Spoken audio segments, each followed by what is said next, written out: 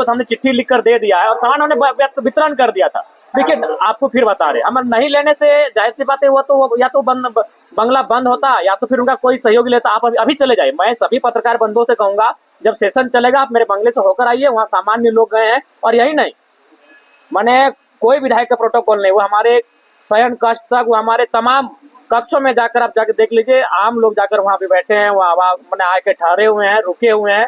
तो कम से कम एक बंगला ऐसा हुआ जो आम जनता जिनके और विधायक के रांची आवास में कई दूरी होती थी, उसको मैंने पार्टनर काम किया। उसमें लोग रहेंगे, हम तो 15 दिन में एक बार आएंगे, बस मेरे नाम से है विधिवत, वो खाली एक प्रोटोकॉल मेरे नाम से, बाकी वहाँ आम जनता रह रही है। आज से आप जाके अभी से आप जाके देख सकते हैं, आप चेक कर सकते हैं। नहीं डुमरी नहीं, झारखंड डुमरी नहीं। मेरा ये सवाल है, नहीं आईफोन मैं आपके सामने रख दे रहा हूँ। ये हमारे देखिए, हम लोग कोई भी मोबाइल जो होता है वो हम लोग का तय नहीं होता है, आप ही हमको दे देंगे इसको चलाइए।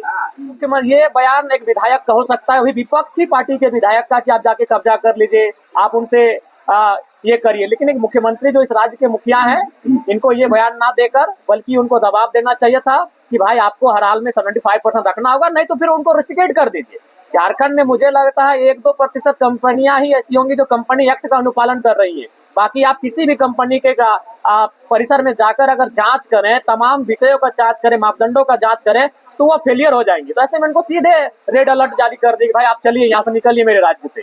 बहुत सारी उनको शिकायतें हैं, लेकिन मुख्यमंत्री केवल भाषणों में ऐसा कह रहे हैं। मैंने तो कहा कि हम लोग आपके साथ खड़े हैं, हम लोग आपके साथ खड़े हैं निजी कंपनियों के मामले में, क्योंकि झारखंड अलग राज्य की लड़ाई में एक कंपनियों के द्वारा जो उत्पीड़न था वो भी एक महत्वपूर्ण कारण था। और उसी की उपज थे कॉमरेड ए.के. राय, जो मजदूर नेता थे, जो एक मैंने कह सकते हैं एक इंजीनियर थे।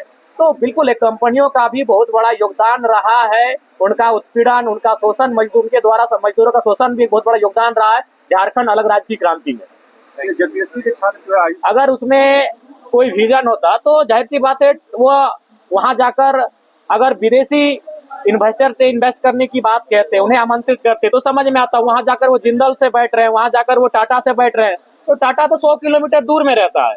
तो अगर हम विदेश जाकर, वहां भी जाकर अगर टाटा से बैठे, जिंदल से बैठे, वहां जाकर रुंगटा से बैठे, तो फिर विदेश जाने का कोई औचित्य नहीं था। वहां जाकर हमें जिस प्रकार तमिलनाडु के मुख्यमंत्री विदेश गए, वो रॉयल रॉयस से बात करके आए, वो जुकरबर्ग से बात करके आए, वो विदेशी इन्वेस्टर से बात करके आ रहे हैं, उनको अपने राज्य में आमंत्रित कर रहे हैं। लेकिन हमारे मुख्यमंत्री विदेश जाकर राज्य में ऑलरेडी जिनका इन्वेस्ट है, जो राज्य में जिनका हेडक्वार्टर्स है, उनसे जाके बात कर रहे हैं। तो ये थोड़ा सा विजन साफ दिखता है कि वो कितनी गति के साथ राज्य को आगे बढ़ाकर ले जाना चाहते हैं। 4 महीना पहले, हमें लगता है जून के महीने में भी 4-5 महीना पहले वो विदेश की यात्रा पर गए थे, तो वहां उनका एक प्रेस कॉन्फ्रेंस होना चाहिए था। जब इस देश के प्रधानमंत्री मनमोहन सिंह विदेशी यात्रा पर जाते थे, वो एयरपोर्ट पर आते थे और प्रेस कॉन्फ्रेंस करते थे। तो जब ये विदेशी यात्रा से आए माननीय मुख्यमंत्री, क्या इन्होंने प्रेस कॉन्फ्रेंस किया? क्या इन्होंने बताया कि विदेश की यात्रा का इनका क्या उद्देश्य था? तो मुझे लगता है कि संतोषजनक नहीं है जो राज्यपाल का अभिभाषण रहा। और जयराम जी पर सवाल है, अगर हमसे पहले भी कोई विधायक सवाल कर दिए तो फिर भी मैं सवाल पूछूंगा, क्योंकि सवाल अब ऑनलाइन जाता है, सवाल को हम चेंज भी नहीं कर सकते हैं। जेपीएससी में बिल्कुल ये उचित नहीं है। इसलिए उचित नहीं है कि जेपीएससी का मतलब होता है 1 साल में 1 एग्जाम। आज हम 2026 में है, उसके हिसाब से कम झारखंड में 26 जेपीएससी का एग्जाम होना चाहिए, लेकिन ये 9वां है। हालांकि इसे गिनती में 14वां बताया जा रहा है, क्योंकि 7वां से 10वां और 11वां से 13वां एक साथ लिया गया था। लेकिन अगर कैलेंडर ईयर की बात करें तो ये मात्र 9वां एग्जाम है। तो इसलिए मेरे हिसाब से अगर इससे पहले का जो जेपीएससी एग्जाम था, उसका जो अधिकतम एज का जो कट ऑफ था वह 2017 था। तो चूंकि आप उसके बाद ये एग्जाम ले रहे हैं, तो 2018 होना चाहिए। और मैं सरकार से भी सदन के माध्यम से ये मांग करूंगा कि जेपीएससी की जो 2026 की परीक्षा ली जाएगी, विज्ञापन संख्या 1/2026 के माध्यम से, उसमें अधिकतम आयु का जो कट ऑफ हो वह 1 अगस्त 2018 हो। किसी भी हाल में चाहते हैं कि हमारे आदरणीय बाबा दिशम गुरु को भारत रत्न मिले, वो किसी भी हाल में चाहते हैं, और बिना केंद्र के कंप्रोमाइज के ये संभव नहीं है। पहला, वो अपने पिताजी के सम्मान के लिए ये संभावना है। दूसरा है कि एक आर्थिक,